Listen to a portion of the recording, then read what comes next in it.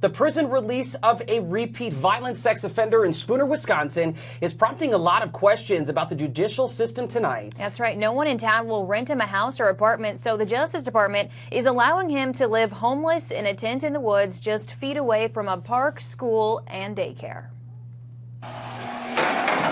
55-year-old William Baugh pleaded guilty to the aggravated battery of an elderly person and third-degree sexual assault in Washburn County in 2010. He was also convicted for a solicit, induce, promote prostitution charge of a 16-year-old in Minnesota back in 1984. He's been in and out of prison over the last several years on parole violations. He wears a GPS monitoring device but had his probation revoked last March after, quote, failing to abide by his GPS schedule, attempting to conceal his movements, and leaving his apartment.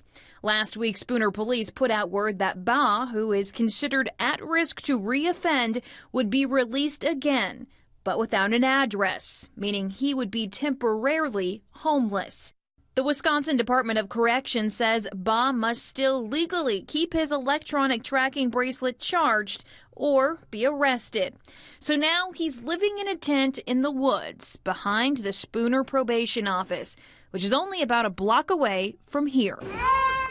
I run a daycare with 65 kids here just about every day. I went on high alert. Joanna Shelton, owner of Creative Kids Learning Center, says the daycare is on lockdown, with Baugh living essentially in their backyard. Not saying that he would do anything, but we're just being super proactive here.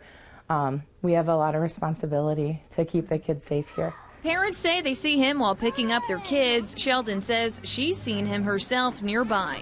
He was sitting at a picnic table in the pouring rain, and I honestly felt really bad. I think that our system is a little flawed in the fact that this is supposed to be a reward per se for him getting out. I don't think that it was really a fair situation, but again, what he did was not okay either.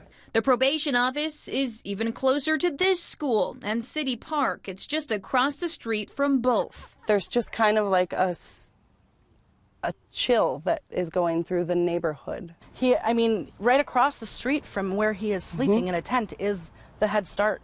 There is not enough teachers versus children to make that okay at all. Locals say it's clear the system is failing this community and William Baugh. He has nothing to lose. It's cold up here. Yes. So what's to say in a month's time he's not reoffending just to get back into jail? But the Department of Corrections tells us, quote, ultimately, Baugh is responsible for identifying a residence that complies with state law and local ordinances. And his situation is not rare. They report there are currently 546 homeless sex offenders in Wisconsin alone. And the city of Spooner now has created an ordinance unanimously passing a resolution that will go into effect tomorrow that would ban sex offenders from living less than 1,000 feet away from any school, licensed daycare center, park, recreational trail, or any other place where children are known to congregate. And that ordinance will make his current campsite in violation of city code. I did attempt to get his side of the story, but I was not able to contact him. 55-year-old William Baugh first got in trouble with the law back in 1984. According to his sex offender release bulletin, that's when he forced a minor into prostitution and burned her with an iron when she initially refused. In 2006, he was on work release while serving time for other crimes, and before he arrived at his job site, he broke into an elderly woman's home while she was sleeping, raped, and injured her. In 2010, he pleaded guilty to and was convicted of that assault and battery. Since then, he's been in and out of prison on parole violations. It was back on September 4th when the DOC released him to live homeless in Spooner and told him to keep his GPS bracelet charged in the parole office, which is located right next to a school, park, and daycare. The daycare owner told us they went on lockdown as a safety precaution. Other residents told us seeing him so close to the park and school made them feel uncomfortable, but the DOC says Baugh wasn't actually sleeping in the woods behind the office and that they'd created certain exclusion zones through his GPS tracker.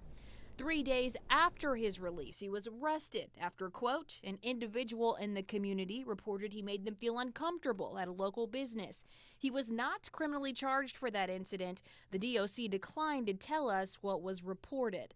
Then, September 23rd, he was arrested a second time for being inside a place that violates his GPS exclusion zones. The department says they investigated and determined Ba did that unintentionally.